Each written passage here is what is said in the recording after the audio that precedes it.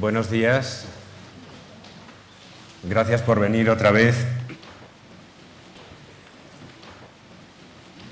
Hoy es una sesión especialmente importante para mí en este ciclo dedicado a la colección Carmen Thyssen-Bornemisza. En primer lugar, porque el cuadro que abordamos, Matamua, de Gauguin, es una de las obras maestras, de las 4 o 5 obras maestras absolutas del museo, y es además el cuadro preferido probablemente de la baronesa, como es bien sabido, y tiene en torno a sí, ha tenido siempre, desde su llegada a España especialmente, una leyenda, un prestigio, un resplandor, una irradiación fascinante. Tenemos hoy el honor, el privilegio de tener a Tita entre nosotros, de tener a la propia baronesa entre nosotros, lo que yo le agradezco inmensamente porque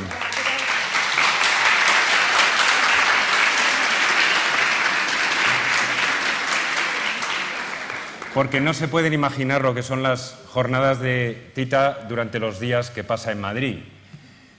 Como yo le decía ahora, estira el tiempo hasta límites inconcebibles. Y bueno, hoy la tenemos aquí para oírme hablar de su cuadro. Tenemos también a Jaime Rotondo, y yo tengo a mi mujer, y creo que está mi madre y mis tías, así que no sé si voy a poder, no sé si voy a estar a la altura de las circunstancias. Así que para evitar ponerme más nervioso no me he traído ningún papel, porque los papeles siempre le ponen a uno más nervioso. Y lo que voy a hacer va a ser invitarles a un viaje a Tahití. Tahití no es un punto geográfico privilegiado exactamente a medio camino entre América y Australia. No es una entidad política, o sea, la capital o el centro de la Polinesia francesa. No solo es un lugar cargado de historias, sino que es sobre todo un lugar imaginario. Tahití ha sido desde el siglo XVIII, desde los viajes de Bougainville, de Cook, desde el viaje de Fletcher Christian con sus amotinados, que todos recordamos por la película de Marlon Brando, cuando se refugiaron en Tahití y vivieron aquel momento a la vez delicioso y turbulento. Tahití ha sido el lugar del Edén, el sueño del paraíso terrenal, la encarnación de todo lo que el Pacífico Sur, de todo lo que los mares del sur, los míticos mares del sur, representaban en el imaginario occidental. Como digo, esa leyenda procede, aunque fue un español en el siglo XVII quien avistó por primera vez la isla de Tahití, serían los franceses y los ingleses a partir del siglo XVIII quienes descubrirían, explorarían y explotarían la isla de Tahití y sus islas colindantes, las islas vecinas. Esta es una imagen de un cuadro de William Hodge de la bahía de Matavai, que era el lugar privilegiado de acceso a la isla en el noroeste de Tahití, con el Resolution y el Adventure, los 2 barcos de la segunda expedición de Cook, fondeados en la bahía. Una bahía que a primera vista, como pasa mucho en Polinesia, a primera vista parecía excelente para fondear, para anclar los barcos, y luego terminó siendo muy traicionera, ¿no? Tenía bajíos de arena y, en fin, muy complicada con determinados vientos. Inducido, atraído, fascinado por esa leyenda de larga data, de esa leyenda inspirada en el paisaje maravilloso de Tahití, en su clima, en las dulzuras de su clima, y sobre todo quizá en la libertad sexual, en la mítica libertad sexual de sus nativos, de la que había llegado noticia a Europa ya en el siglo XVIII, el 9 de junio de 1891 desembarcó en Papeete, en la capital de Tahití, un pintor de 45 años, que ya tenía una carrera a sus espaldas en Europa, aunque no era todavía tan conocido como para que los habitantes de Tahití salieran a recibirle, para que los colonos de Tahití le dieran una bienvenida honrosa. Todo lo que apareció en el diario oficial de Tahití fue una brevísima nota de 2 líneas diciendo que el pintor Gauguin, escrito G-U-I-N, o sea, mal ortografiado, había llegado en misión oficial a la capital de la isla. ¿Por qué Tahití? ¿Por qué en ese momento? ¿Qué había conducido a Paul Gauguin hasta ese extremo remoto del mundo? Como se sabe, y lo recordaré en muy pocas palabras porque no puedo detenerme aquí en una biografía del artista, como se sabe, Gauguin había vivido en su infancia en un país exótico para él, en el Perú. Había aprendido su primera lengua, esto es muy divertido, era el español, y cuando regresó a Francia tenía los clásicos problemas del español para habituarse a la lengua francesa, las dificultades de pronunciación de los hispanos. Durante su juventud, Gauguin, como se sabe, viajó como grumete por los 7 mares. Él mismo explotaría esa historia, esos orígenes aventureros. Y en su madurez, a partir de un cierto momento, cuando se convirtió ya definitivamente en pintor, cuando se dedicó profesionalmente a la pintura, Gauguin huyó de París para ir a buscar lugares primitivos, lugares que hubieran sobrevivido a la marea de la civilización, lugares vírgenes. La primera de esas regiones que buscó para ir a pintar fue Bretaña, que, como se sabe, entre las regiones de Francia pasaba por ser la más atrasada y la más anclada en sus tradiciones ancestrales, una región de devoción católica muy profunda, donde los campesinos conservaban sus trajes, conservaban sus tradiciones, conservaban incluso su lengua, como hoy se sigue conservando y vindicando. En fin, una especie de remoto Shangri-La en el propio territorio europeo de Francia. Después de Bretaña, donde pasaría, como saben ustedes, largas temporadas en los años 80, Paul Gauguin hizo una expedición breve pero fulgurante por la influencia que tendría en su carrera a Panamá y Martinica. De aquella expedición tropical volvió muy afectado, muy enfermo, pero se trajo unos cuadros de Martinica, entre los cuales hay uno especialmente brillante que se encuentra en la colección de la Baronesa y que veremos luego, Idas y Venidas, que imprimirían un giro a su carrera. Fue en Martinica donde verdaderamente Gauguin adquirió su estilo personal de madurez. ¿Y después de Martinica qué? En los años finales de la década de los 80, cuando Gauguin frecuentaba a Van Gogh, pasó con él aquella temporada en Arles, frecuentaba a Émile Bernard, al joven colega, inventor con él del sintetismo. En esos años se hablaba muchísimo de las colonias. Era la época dorada del imperialismo. La conferencia de Berlín en el 86 había terminado el reparto colonial y los estados europeos, y muy singularmente Francia, estaban lanzados a una campaña de prestigio y de propaganda destinada a loar las ventajas y las promesas de sus territorios de ultramar. Así que, por ejemplo, la exposición de 1889 en París, la exposición universal, fue en gran medida la exposición de las colonias, con pabellones dedicados a cada uno de esos territorios franceses de ultramar.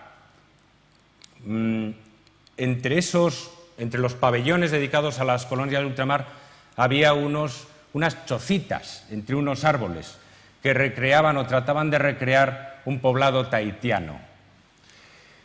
El poblado fue una decepción para la mayoría de los visitantes que habían esperado encontrar allí a bellas nativas, jóvenes naturalmente, porque el gobierno francés solo se trajo a señoras ya de una cierta edad y cubiertas de pies a cabeza por largas vestiduras, porque el gobierno francés había exigido una honestidad intachable en las muchachas tahitianas, en las tahitianas que visitaran la exposición o que estuvieran allí como parte del poblado tahitiano, y eso excluía, naturalmente, a la mayor parte o a la absoluta mayoría de las jóvenes tahitianas, conocidas por su liberalidad, ¿no? La experiencia de la Exposición Universal, unida a las conversaciones febriles, calenturientas con Van Gogh y con Bernard, hicieron que Gauguin cristalizara en él la idea de emigrar al trópico. Es verdad que no fue Tahití su primera fantasía. Primero pensó en otro territorio colonial francés, en Tonquín, y pidió una misión oficial allí, pero le fue denegada. A continuación soñó con Madagascar, con la isla de Madagascar, que en aquel momento estaba sufriendo una promoción increíblemente intensa en la Francia continental, la Francia metropolitana. Pero finalmente decidió, en gran parte por influencia de Émile Bernard, que Tahití era el destino ideal. Hay en las cartas de Gauguin extractos deliciosos, bastante naif, sacados que él recortaba de las publicaciones oficiales sobre las colonias de ultramar y en particular sobre las colonias de Polinesia, describiendo las delicias del clima, del paisaje y del paisanaje de Tahití. Las maravillas y las bellezas de Tahití, una tierra donde, decía una publicación oficial, se podía uno dedicar simplemente a amar y cantar. En varias ocasiones repetiría Gauguin que se había propuesto, una vez que se decidió por el destino de Tahití, que se había propuesto ir allí a amar, cantar y morir. Y aunque no moriría en Tahití, es verdad que su vida, su destino, quedaría ya indisolublemente ligado a los mares del sur. Cuando Gauguin desembarcó el 9 de junio en el puerto de Papeete, llevaba este atuendo peculiar que había adquirido en su época de Bretaña. Llevaba una chaqueta bretona bordada, el pelo largo, un poco estilo borroca, ¿no? Y la perilla, el bigote y la perilla, inspirados, modelados, según un personaje que reconocerán seguramente de inmediato, William Cody, llamado Buffalo Bill. El cazador aventurero que había actuado precisamente con un gran espectáculo de animales, un espectáculo circense, en el seno de la Exposición Universal de 1889. Conservamos una carta de Gauguin a Émile Bernard diciéndole: ¿cómo te has perdido el espectáculo de Buffalo Bill? Es una cosa fabulosa, tienes que venir a verlo, es interesantísimo, es apasionante. Esta imagen de aventurero romántico, de bohemio radical, de alguien que se pone completamente al margen de la vida burguesa, de alguien que no tiene un hogar fijo y de alguien que va, pues eso, a la aventura, a explorar nuevos territorios, es la que había guiado a Gauguin, la que guiaba a Gauguin en estos momentos y la que configuraba su aspecto cuando desembarcó en Papeete. Le sucedió una cosa incómoda, porque en Tahití era costumbre o formaba parte de los hábitos de las tradiciones de Tahití el que existiera como un tercer sexo. Unos hombres llamados los mahu, que se travestían, se dejaban el pelo largo y a veces se vestían como mujeres. Y los nativos le identificaron inmediatamente a Gauguin, a Coquet, como le llamaban, como un mahu, lo cual le hizo, como digo, sentirse bastante incómodo. Era abierto de mente, pero era open-minded, pero no tanto, y decidió inmediatamente cambiar de atuendo y, de hecho, durante sus 2 años en la primera estancia, de junio del 91 a junio del 93, en Tahití, vestiría un poco al estilo de los colonos, con su chaqueta blanca y, a pesar de sus apariciones en Pareu, habitualmente cuando iba a Papeete iba bien vestido, como los colonos o como los funcionarios del Estado, y se había cortado el pelo razonablemente para parecer una persona decente, o por lo menos para parecer un varón normal, ¿no? La primera decepción de Gauguin le esperaba en el mismo puerto de Papeete. Incitado, espoleado por las publicaciones oficiales algo fantasiosas, yo no sé qué se imaginaba Gauguin, que iba a encontrar allí una especie de lugar virginal, de lugar intacto, y lo que encontró en Papeete, en su lugar, era todo lo contrario. Un puerto y una ciudad bastante destartalados, porque además Papeete había sufrido un devastador incendio que había hecho que desaparecieran muchas de las construcciones primitivas y fuera reconstruido un poco a toda prisa, improvisadamente, y una increíble mezcla de nacionalidades, lenguas y culturas. Papeete y Tahití en su conjunto, lejos de ser el lugar, la campana, la esfera de cristal donde se había preservado intacto un vestigio de la humanidad primitiva, era el colmo del cosmopolitismo, de la sociedad internacional, más quizá incluso que París. Convivían en Papeete y en Tahití junto a los nativos, que por cierto tenían un lugar reservado en la sociedad y en la política tahitiana, no estaban en modo alguno segregados. Junto a los nativos de Tahití, una importante colonia china de comerciantes, aparte de las colonias inglesa y francesa, muy importantes, porque los ingleses habían sido los primeros colonos de la isla, y todo el aparato del establishment oficial, del gobierno colonial francés. En la ciudad de Papeete se hablaban muchísimas lenguas, circulaban muchas monedas distintas. Era una ciudad de tabernas, de dependencias comerciales, de prostíbulos, por supuesto, como todo puerto, muy frecuentado por marineros. En fin, era exactamente la antítesis de lo que Gauguin probablemente se había figurado en su imaginación. Claro, a partir de aquí, el dilema que se le abre a Gauguin, la disyuntiva, es como inescapable, no puede escapar a ella. Él, que trataba de ser un Überläufer, como dicen en alemán, alguien que se pasa a la cultura nativa, al estilo de, no sé, de un hombre llamado Caballo, ¿no? Alguien que adopta las costumbres, el modo de vestir, la religión, la lengua de los nativos, se va a vivir entre ellos y se convierte en uno de ellos.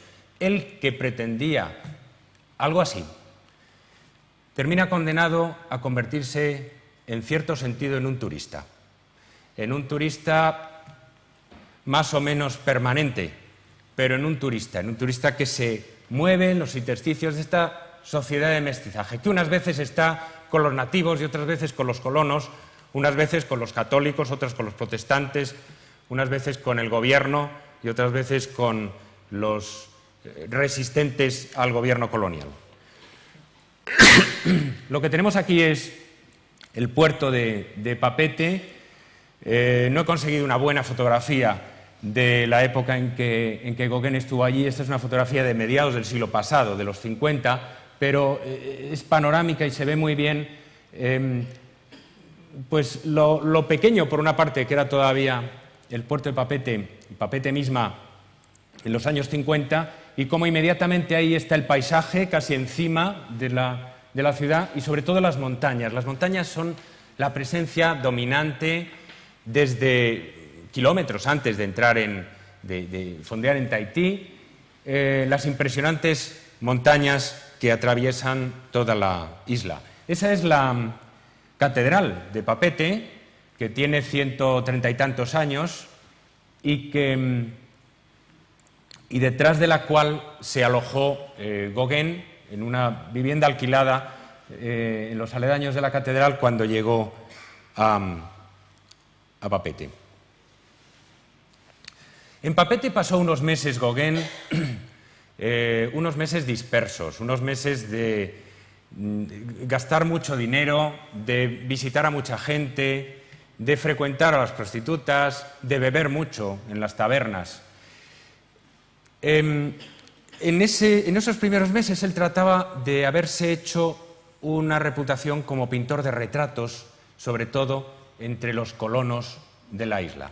Y aunque pintaría efectivamente algún retrato para ellos, parece ser que el estilo de Gauguin no era lo que estos colonos esperaban y muy pronto se agotó para él esa vena. De manera que, con la bolsa exhausta, con su salud deteriorada y sin perspectiva, sin horizonte, de abrirse camino en Papeete, como diríamos un pintor urbano, decidió cortar por lo sano y dirigirse hacia una parte mucho menos frecuentada de la isla, hacia el sur de Tahití, a un lugar retirado en la costa del sur que se llama Matallea. Matallea era una playa con unas cuantas chozas y se alojó allí Gauguin pues, en una casa que le ofreció el cacique local, donde pagaría un alquiler, pero donde naturalmente su vida no sería tan cara como lo había sido en Papeete. Allí, pasados unos meses, se propuso instalarse para pintar de verdad, para trabajar de verdad. El paisaje de Matallea es todavía hoy un paisaje delicioso, fabuloso, de un inmenso atractivo turístico. Hay que imaginárselo, pues, así, pero desnudo de instalaciones hoteleras, ¿no? Con las palmeras en el mismo borde de la playa, de las playas negras, porque las playas volcánicas de Tahití son naturalmente negras, ¿no? Como las de algunas de las Islas Canarias. Mientras estaba instalado en Matallea, de todas formas, Gauguin realizó excursiones, las excursiones que hacían los que llegaban a Tahití, las excursiones habituales en los turistas de entonces, excursiones alrededor de la isla y también excursiones mucho más infrecuentes internándose en la isla, porque el interior de Tahití era muy poco accesible, muy montañoso, con mucha jungla, y era la parte como más remota, menos familiar tanto para los colonos, para los habitantes occidentales de Tahití. En algunas ocasiones, como cuenta en su libro, en sus evocaciones de Tahití, Noa Noa, en algunas ocasiones se internó en escaladas, por ejemplo, de las montañas de Tahití, en excursiones a las grutas, en expediciones a través de la selva, que él romantiza, poetiza, desde luego, en el relato de Noa Noa. Lo hizo con la ayuda de un poeta amigo suyo que se llama Charles Maurice. Ese paisaje del interior es el que inspira Matamua, el cuadro del que vamos a hablar hoy. Y hay primero, una vaga analogía entre las vistas de las montañas del interior de la isla y la selva en primer plano y la composición de Matamua. Matamua significa, se suele decir, érase una vez o en tiempos de antaño. En realidad, la palabra Matamua en la lengua kanaka, en la lengua tahitiana, significa solamente primero. Así, a secas. Matamua significa primero.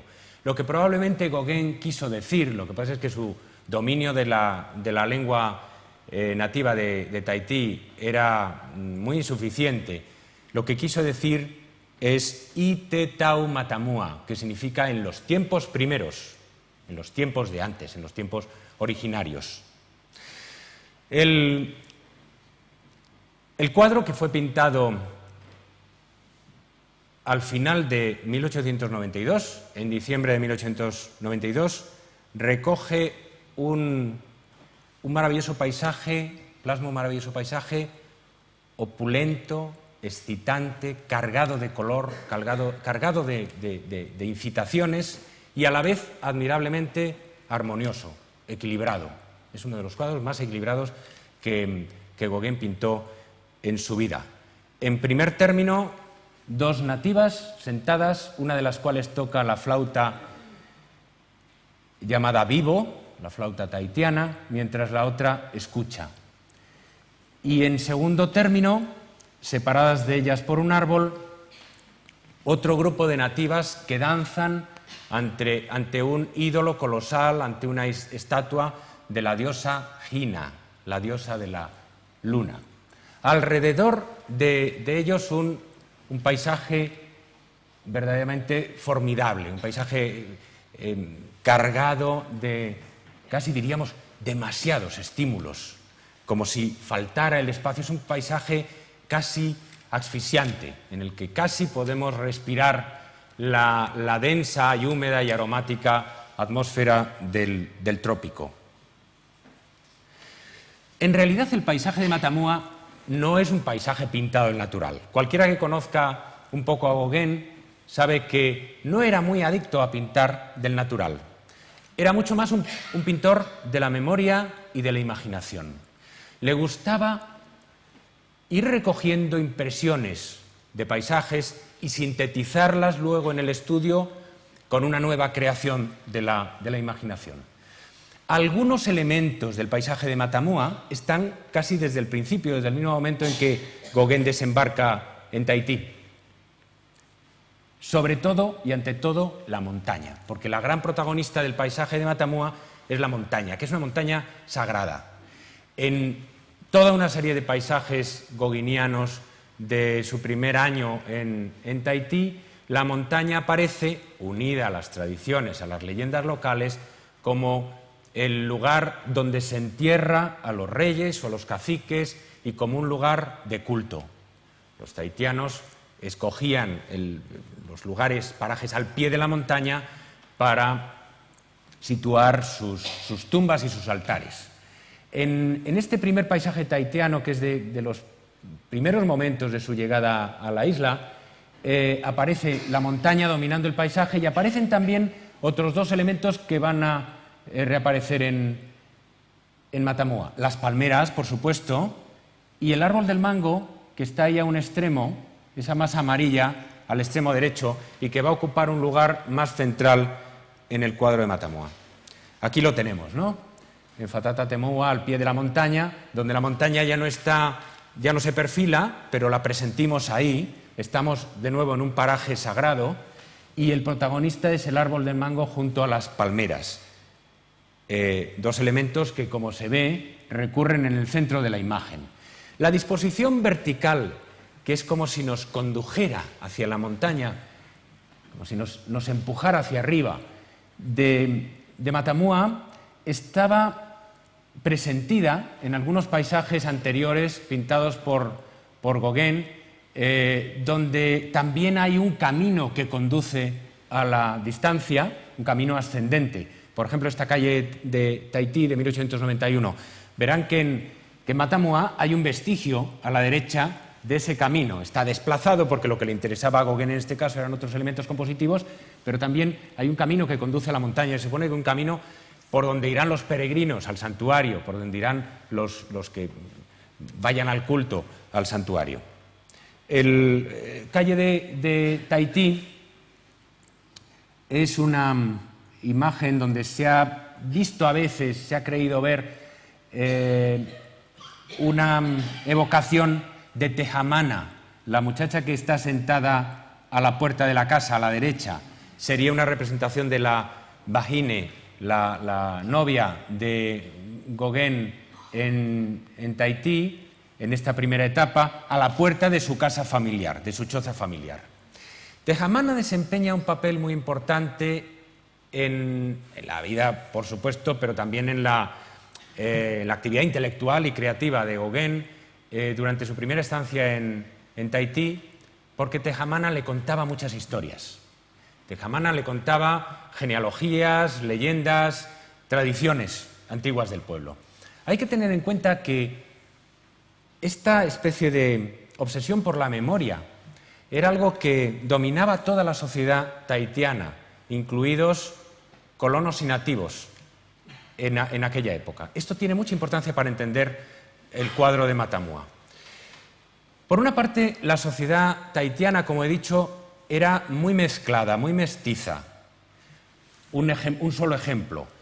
La reina Marau, cuando Gauguin llega a Tahití, acaba de morir el rey Pomaré, él va al entierro del rey Pomaré V y le sobrevive la reina Marau. Bueno, pues la reina Marau, que gobernará en adelante y vivirá muchísimos años en Tahití, no es una nativa pura, es hija de un banquero judío británico y de una princesa nativa.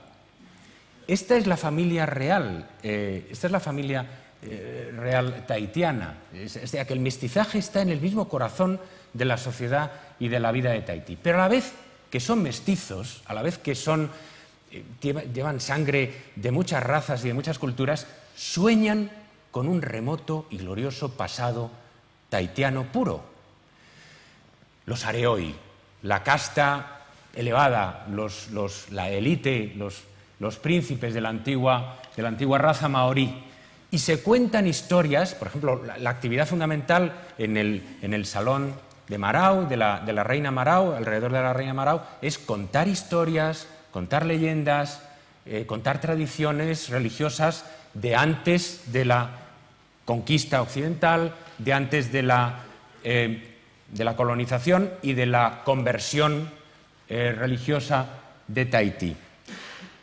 Como la reina se lo cuenta a su círculo, Tejamana le cuenta a Gauguin estas historias. Y son esas historias, es la nostalgia de ese mundo mítico que en realidad probablemente no ha existido tal cual nunca, la que va a condicionar, la que va a determinar absolutamente el cuadro de Matamua.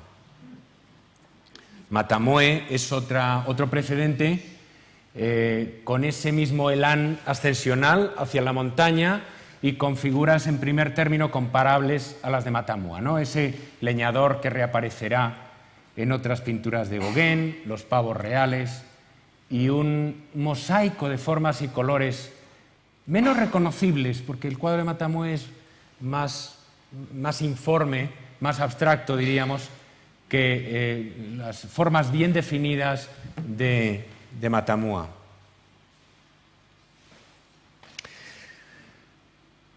En Noa Noa relata una brevísima anécdota o historia propia, Gauguin, que para él es el guión del cuadro Matamua. Dice que en su viaje alrededor de la isla, un día se aparta de la costa, se interna hacia ese remoto, inaccesible, interior selvático y montañoso de Tahití, y allí descubre un valle perdido, donde las gentes viven o quieren seguir viviendo como antaño. Y ahí inserta en Noa Noa la descripción de su cuadro Matamua. O sea, que Matamua, el cuadro, quiere ser la descripción de un Shangri-La, he dicho antes la expresión esta, de un valle perdido que ha quedado aislado de lo que Gauguin llamaba la civilización, de todo el aluvión de influencias occidentales, de toda la corrupción occidental, de todo eso que ha arrastrado la religión, la estructura social, la estructura política del antiguo Tahití. Matamua es la evocación de un tiempo remoto, pero no exactamente un tiempo histórico, un tiempo anterior a la historia, un tiempo originario, un tiempo mítico, un tiempo que no ha tenido por qué existir tal cual nunca, pero que recordamos y cantamos y soñamos. En el cuadro de Matamua hay un primer plano dedicado, digamos, a la música y un segundo término dedicado a la danza ritual. Dos elementos del primer término llaman la atención y requieren una explicación porque guardan relación con con la propia sustancia cromática, con las líneas y con los colores del cuadro. Uno es la flauta, el vivo. La flauta vivo es un instrumento tradicional de Tahití en torno al cual Gauguin teje infinidad de historias, de leyendas en Noa Noa. El sonido del vivo en la noche, en particular. El sonido en el silencio, en el tremendo silencio de Tahití, porque una de las cosas que más le sorprende es el silencio denso de la isla en comparación con su recuerdo naturalmente de París o de Francia. El sonido de la flauta. Y por otra parte, las flores motoí, la cananga odorata, que está ahí en primer término, al lado de la mujer que escucha plácidamente sentada. La música y el aroma, dos elementos que la pintura no puede representar. Es muy curioso que ponga en primer término Gauguin de su cuadro dos elementos que son imposibles para la pintura, pero que él trata de evocar ¿cómo? Mediante las líneas sinuosas, mediante los colores opulentos, muy saturados, que tienen algo de musicales y tienen algo también de olfativos, de aromáticos, de perfumados. Es decir, hay un intento metafórico en el corazón de Matamua, que es el ofrecer al espectador no un simple paisaje, una simple escena descrita, sino a través de lo que las líneas y los colores sugieren irracionalmente, a través de este poder sinestésico de las líneas y los colores, sugerirle también los aromas y las músicas del trópico, que se supone que formaban parte de la esencia, el corazón de la experiencia de Gauguin en Tahití. Es verdad que un solo detalle, la flauta vivo no se tocaba habitualmente con la boca en Tahití, sino con la nariz. Hay muchos grabados antiguos donde tahitianos y tahitianas aparecen tocando la flauta, metiéndola en uno de los agujeros de la nariz y tapándose el otro, ¿no? Y todavía hoy estuve pensando en traer alguna grabación, pero luego ya me pareció que iba a ser como demasiado complejo, alguna grabación de vivo tocado así por la nariz. En todo el Pacífico hay diferentes pueblos, incluido también Hawái, diferentes culturas donde se toca este tipo de flauta, ¿no?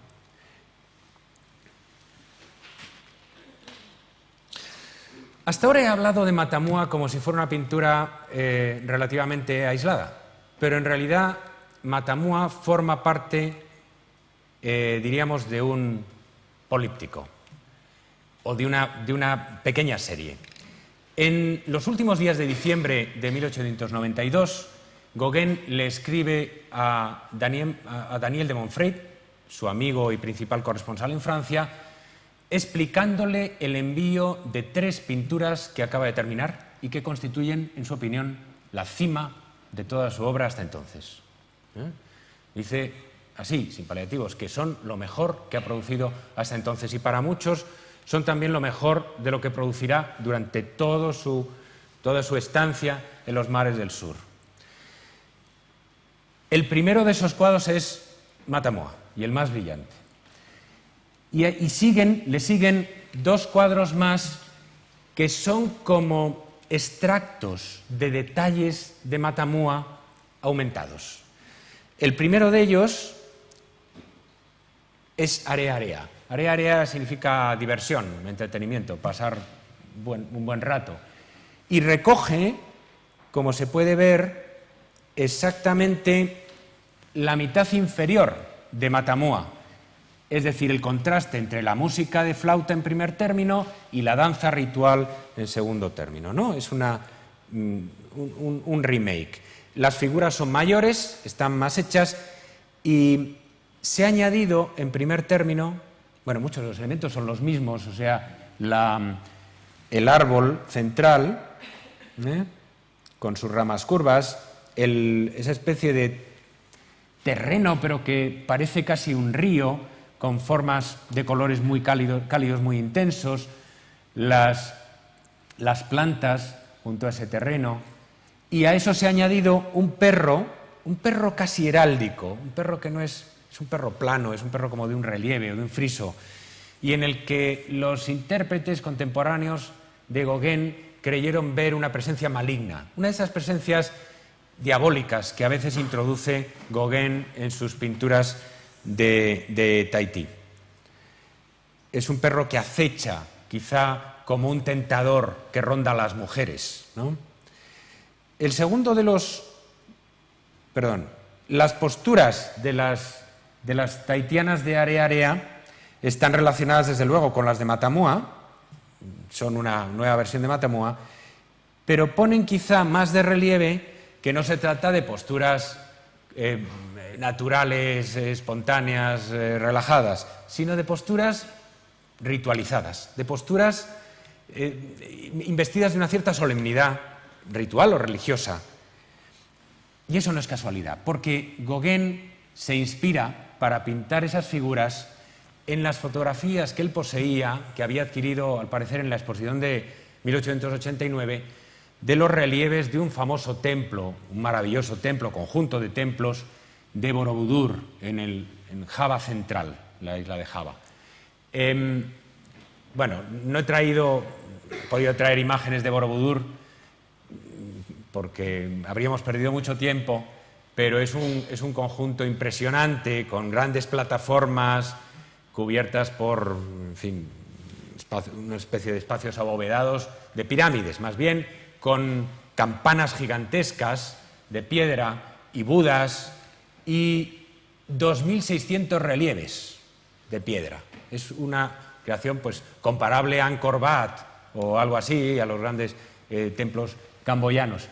De algunos de estos relieves, de estas figuras que están orando, adorando a los dioses, de estas acompañantes auxiliares de los dioses, conservaba Gauguin fotografías que utilizaría una y otra vez en sus pinturas tahitianas.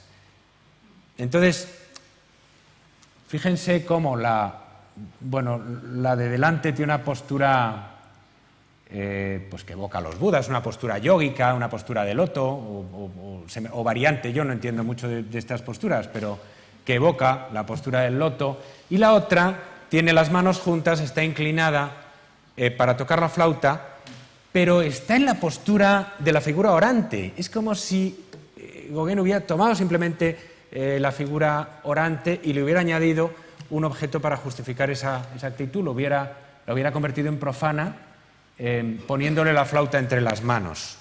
Después veremos el uso tan generoso, tan indiscriminado que Gauguin hace, iremos viendo, de imágenes, de iconografía, que no es, desde luego, que no procede de la cultura maorí, que no procede de Tahití, ni tampoco de las Marquesas siquiera, sino que procede de la India, de Indonesia, de muchas culturas de Egipto, del antiguo Egipto, de muchas culturas a las que él había tenido acceso simplemente a través de fotos y de libros. El tercer cuadro de la serie de la que estamos hablando, o sea, el segundo de los cuadros que diríamos depende de Matamua o está extraído como un detalle de Matamua, se titula Pastorales tahitianas. Y en este hay alguna variante más, aunque los elementos fundamentales siguen siendo los de Matamua, ¿no? Lo recuerdo, el árbol con las ramas onduladas que enmarca la escena, ese terreno extraño que es como un río, las dos figuras de primer término que se han variado, ha desaparecido la danza ritual y en su lugar el perro, en primer término, es acompañado por una especie de un objeto que parece un objeto sagrado, que es una especie de vaso tallado, como si el perro fuera un custodio de ese vaso, como si el perro fuera un animal guardián de una propiedad sagrada, ¿no? La escena de Pastorales tahitianas tiene un color que sugiere que podría tratarse de una escena nocturna. Ha tratado Gauguin como de insistir en este carácter misterioso que desde luego se encuentra ya en Matamua, con un tono más tenebroso, más oscuro, y haciendo además que una figura nos da la espalda, la otra se vuelve como sorprendida por el espectador, introduciendo un componente de relación con el espectador más complejo, más psicológico, ¿no? Gauguin explica en su carta a Monfreid que le da el nombre de Pastorales tahitianas a este cuadro porque no ha sabido encontrar un equivalente en canaco. Saben que él siempre ponía los títulos, siempre que podía, en la lengua tahitiana, porque esto además acentuaba el exotismo y el misterio, naturalmente, de los cuadros, pensando en el público parisiense, ¿no? Y pensando en los compradores parisienses. Pero dice, en este caso, le explica Monfreid, no he podido encontrar un equivalente de lo que quería expresar en la lengua tahitiana y he tenido que recurrir al francés. Pastorales tahitianas.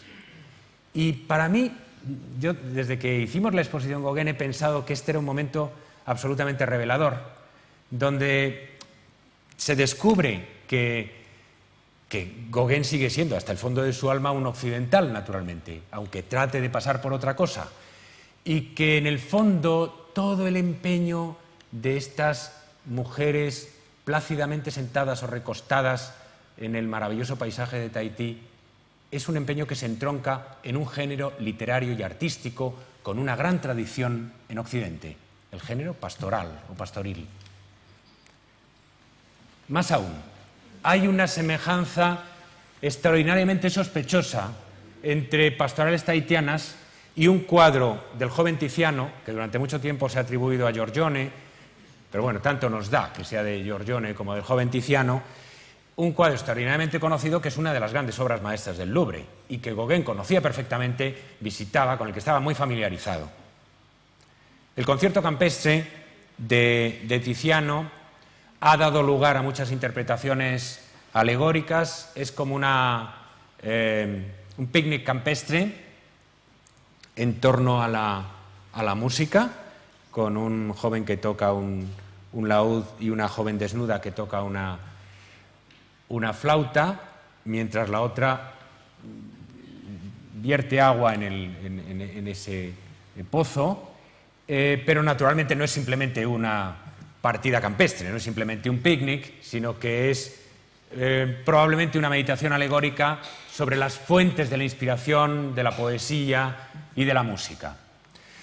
En el plano puramente compositivo, es extraordinariamente llamativo el que la figura de la flautista se encuentre así, desplazada a la derecha, igual que en Tiziano, y de espaldas a nosotros, provocando ese sentimiento de intriga, de misterio, ¿no?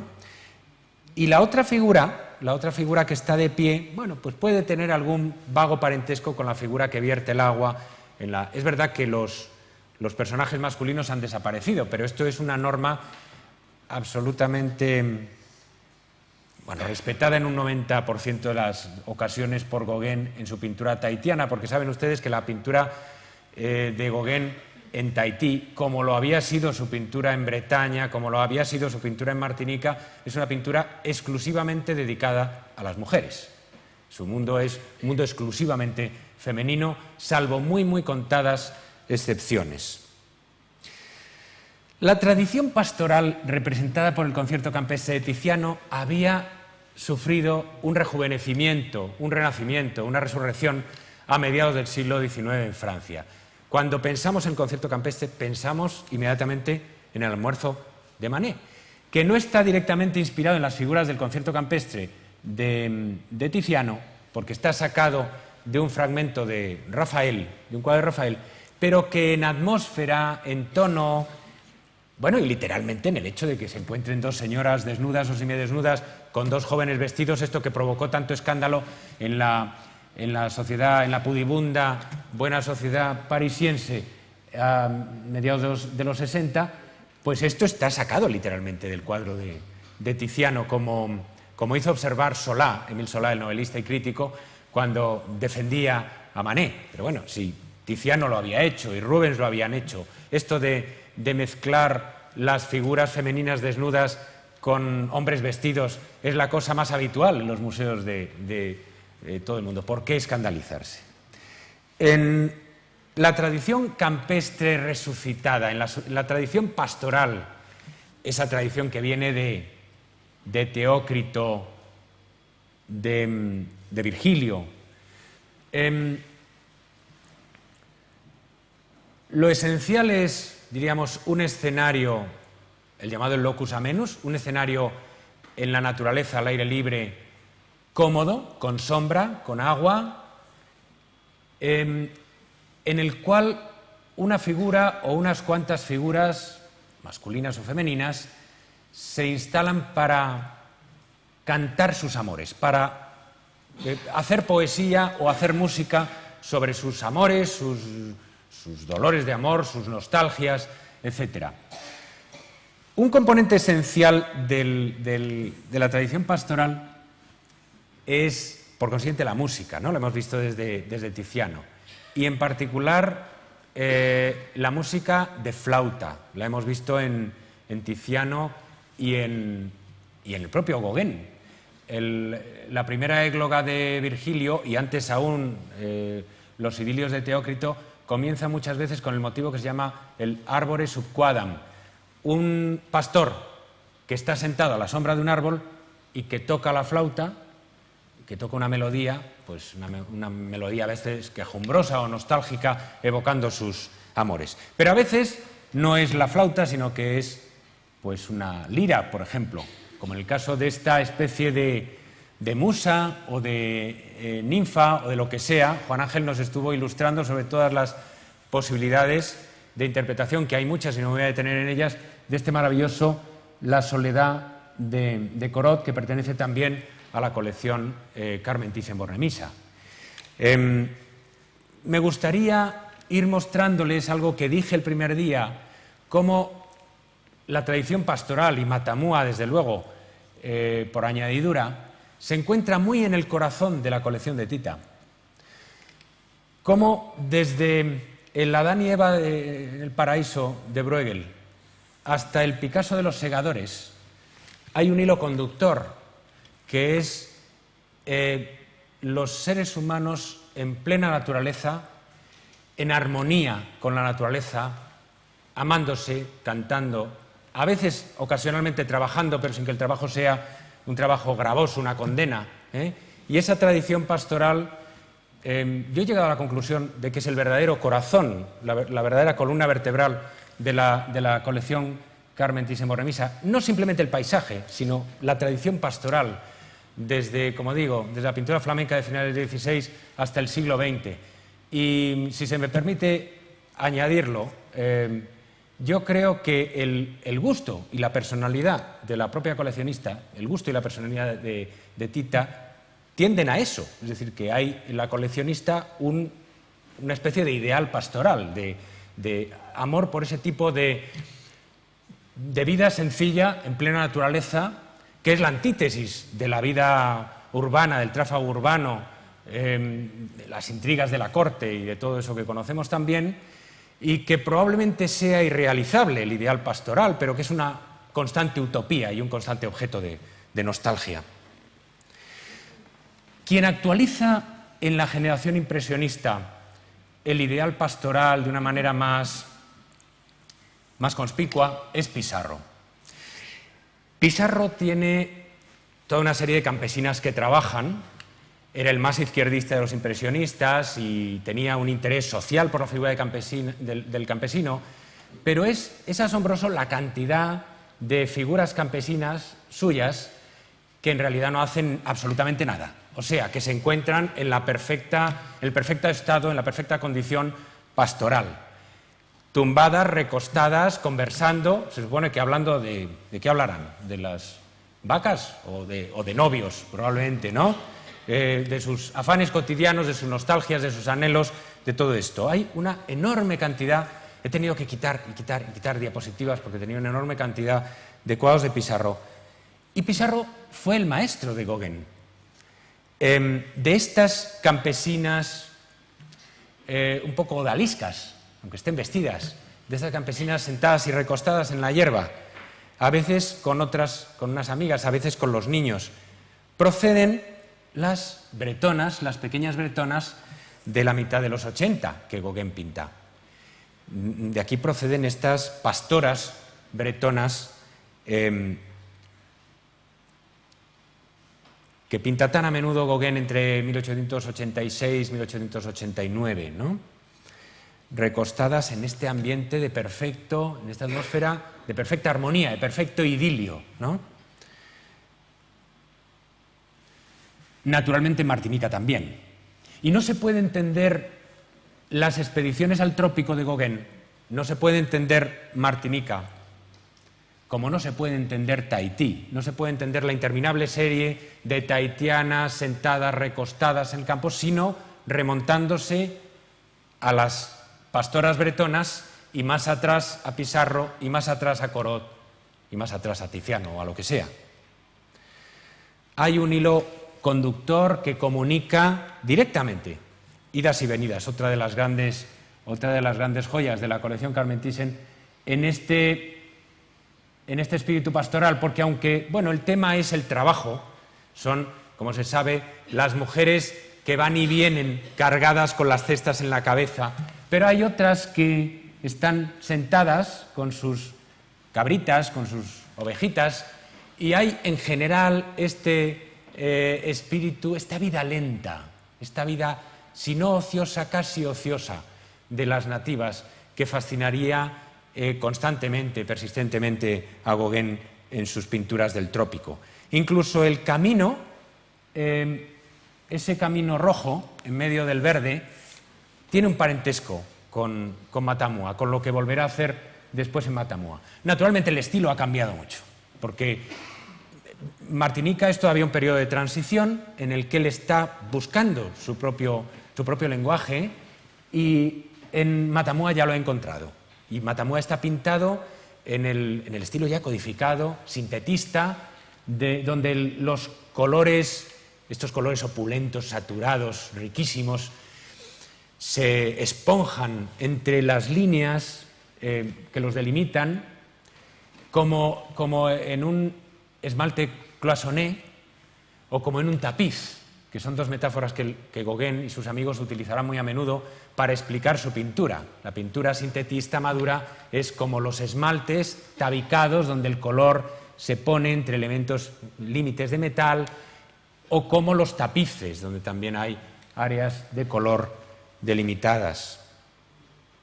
Y vamos a la última sección de mi conferencia para hablar de la importantísima, de la casi abrumadora presencia de lo sagrado en el cuadro de Matamua.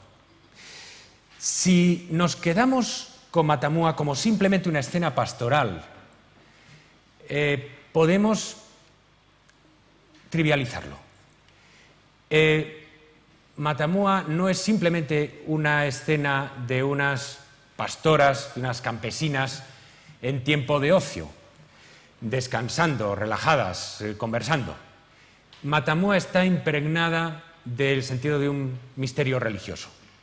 Matamua está pintado como una especie de misterio religioso, o pseudomisterio, si ustedes quieren, porque es un asunto de ficción, como vamos a ver enseguida.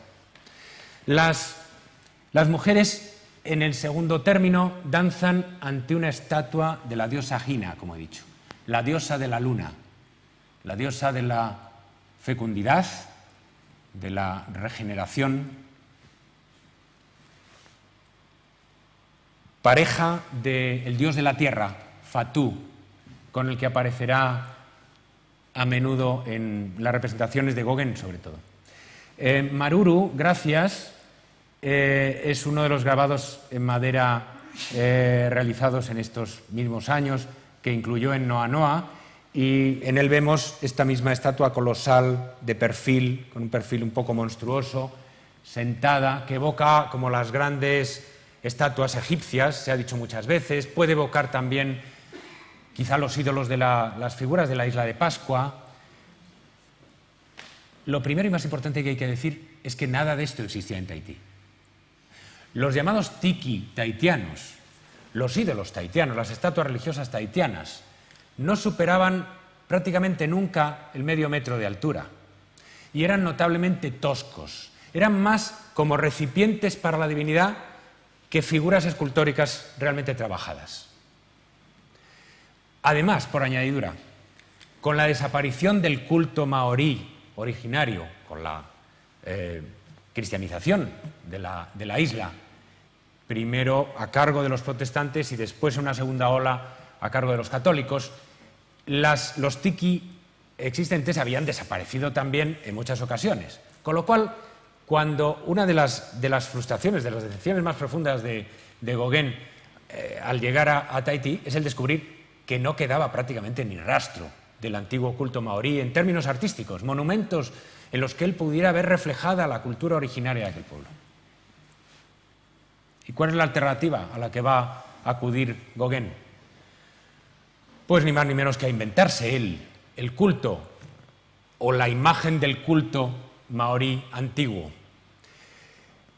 inspirándose en las leyendas, en las tradiciones que le había oído a Tejamana o que había oído probablemente incluso en el Palacio Real, inspirándose en sus lecturas, porque Gauguin había leído mucho desde antes de desembarcar en Tahití sobre el culto maorí antiguo. El desafío que se le presentaba a Gauguin era el de dar configuración, el de dar imagen, el de dar presencia visual a esas tradiciones, a aquellos dioses irremisiblemente, irremediablemente muertos, desaparecidos.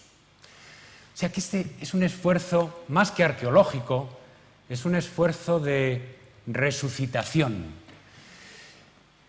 Gauguin, en el fondo, se considera a sí mismo, no se considera un impostor, no se considera un mero hacedor de ficciones, se considera un poco demiurgo, se considera un poco el que va a devolver a los maoríes los dioses que murieron, su cultura perdida, sus mitos desaparecidos y en parte olvidados.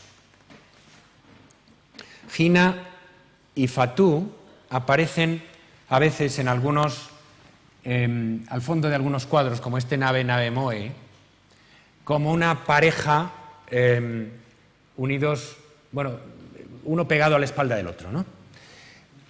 Eso se inspira en unas pequeñas tallas de ornamentos marquesanos, donde se representa a las figuras de grandes ojos así, ¿no? En otras ocasiones, Hina y Fatou aparecen enfrentados, aparecen como una pareja que conversa, por ejemplo en esta talla en madera, que es del 92, que es muy célebre, o en este collage para Noa Noa, que se reitera en la pareja de Hina y Fatou, son esos dos, la luna y la tierra dialogando, en un grabado como Teatua, los dioses, que es una especie de imagen del panteón tahitiano que naturalmente se está inventando o reinventando Gauguin. Unas pocas palabras sobre ese panteón. En el centro de Teatua aparece una figura sentada con una postura de loto que inmediatamente evoca la postura de la figura en primer término de Matamua y en una especie de hornacina. Este es el llamado ídolo de la perla, y el otro que hemos visto fugazmente es el ídolo de la concha, que tiene un aire un poco de figura caníbal, de Bora Bora, ¿no? De estas figuras con dientes afilados. ¿De dónde proceden estos dioses que está resucitando Gauguin para los pobres maoríes desarraigados? Pues proceden de cualquier parte, a veces menos del Pacífico. Es decir, Gauguin convoca toda una serie de fuentes asiáticas en su mayoría, que ha ido recogiendo desde antes de llegar a Tahití, de imágenes, como he dicho, de Egipto, de la India o de Java, por ejemplo, de los famosos relieves de Borobudur, y de las figuras sentadas hindúes o budistas, extrae, por ejemplo, sus ídolos tahitianos, modificados a veces con el cabello o el atuendo o ciertos detalles de las costumbres tahitianas, pero sustancialmente como una especie de adaptación sincrética. Fíjense que en esto de constituir un nuevo panteón con residuos de muchas religiones distintas de muchos lugares del mundo, no hay solo un empeño artístico, no es solo un artista que recoge influencias, es una especie de creador de un culto sincrético. Gauguin actúa como un creador de un culto sincrético. Esos cultos en los que se toma tal del cristianismo y tal del budismo y tal de no sé qué y se configura una nueva religión sintética, una nueva religión artificial a la medida de las necesidades contemporáneas. La época de Gauguin, el fin del siglo XIX, es, como nuestra propia época, un tiempo de religiones sincréticas, de fascinación por las correspondencias entre religiones y por esta especie de eclecticismo de terminar constituyendo un panteón universal, con dioses tomados de todas las culturas. Eso se traduce en el modo en que Gauguin reinventa el culto maorí. No se sabe bien si solo para sus clientes parisienses que compraban estas pinturas o pensando también en su vagine, en sus amigos nativos, en los propios tahitianos a los que estaría devolviéndoles sus dioses. Pinturas como Mahana no Atua, el Día del Dios o el Día de los Dioses, o la gran composición, en fin, un poco pretenciosa, se ha dicho a veces, un poco pedante, excesivamente pedante, de 1897, de dónde venimos, qué somos, a dónde vamos, en la que él pretende como sintetizar su credo, aparece la figura del ídolo tahitiano, que en realidad no es tahitiano de procedencia, que es hindú o que es budista y que ha sido adaptado, aclimatado a ello. Uno de los casos más llamativos de estas metamorfosis de los ídolos gauguinianos, de estas fuentes extrañas, de este sincretismo que está en el corazón de las imágenes religiosas que Gauguin trata de crear, es el caso de dónde vienes, Eaere. La primera aparición de esta figura puede parecer inofensiva. Es una muchacha que lleva como un recipiente de agua y las otras le dicen Eaere y Aoe, ¿de dónde vienes? ¿No? Pero hay otra versión del cuadro en esta primera temporada en Tahití, en la que la figura femenina nos revela ya rasgos ligeramente inquietantes. Tiene un rostro extraño, andrógino, de estructura ósea muy marcada y lleva como un cachorro de fiera en el costado, apretado contra su costado. Lo que estas figuras femeninas inquietantes esconden no es ni más ni menos que la figura de un dios absolutamente inventado por Gauguin, el dios Obiri. Obiri significa en tahitiano salvaje, y Gauguin se inventa este dios como una especie de alter ego suyo, como una imagen ideal, como un imago de su propia personalidad. En algún momento se autorretratará con el título Obiri, y la figura de Obiri es la que se levanta sobre la propia tumba de Gauguin en las Islas Marquesas. Ahí la tenemos a la derecha. La propia figura, una imagen, un vaciado de la figura de Obiri tallada por Gauguin. ¿De dónde sale esta figura de Obiri? Este no es ya solo un dios al que le haya dado imagen Gauguin, sino un dios que se ha inventado él para crear este nuevo panteón maorí. Sale de la imagen siniestra de una calavera momificada de los marquesanos, en cuyos ojos los marquesanos ponían perlas y decoraban hasta constituir una especie de objeto sagrado. Por eso tiene ese rostro extraño, desfigurado, porque se basa en este tipo de creaciones.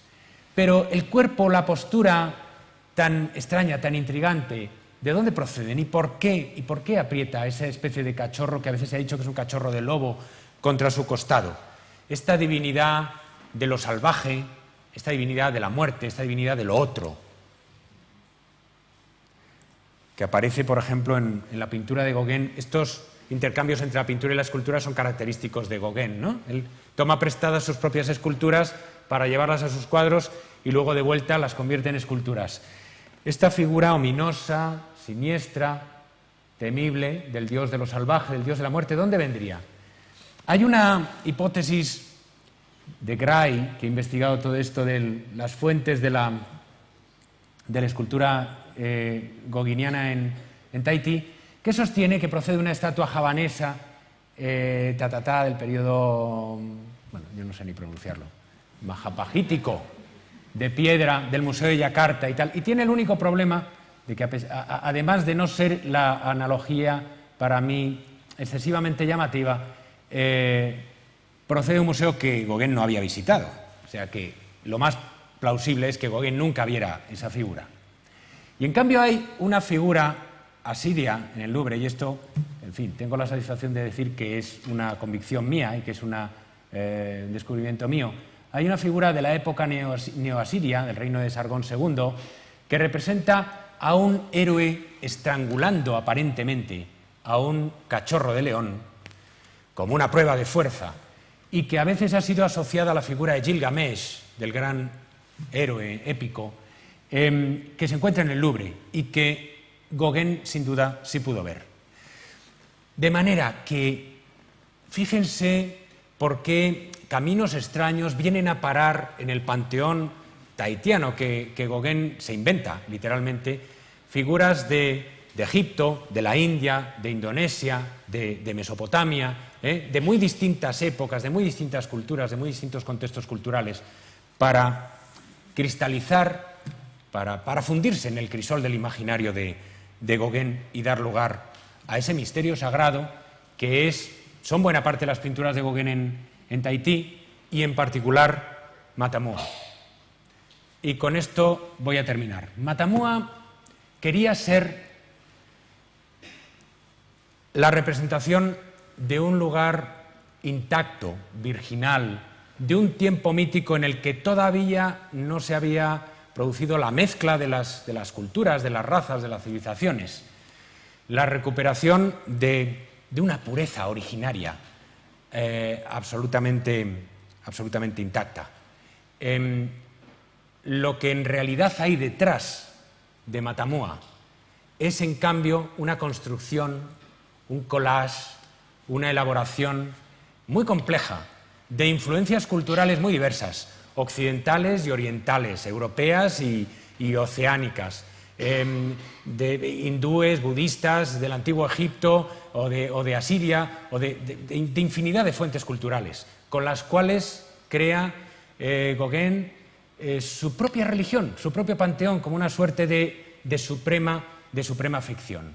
Y podemos preguntar, bueno, si el paisaje de Matamua no es realmente el paisaje de Tahití, no describe un paisaje concreto porque no ha sido pintado en natural, y si las figuras vienen de cuadros occidentales, por ejemplo, de Tiziano a veces, y si la religión que representa aquí es una religión en el fondo inexistente o desaparecida en Tahití, una religión inventada, ¿qué queda entonces de Matamua?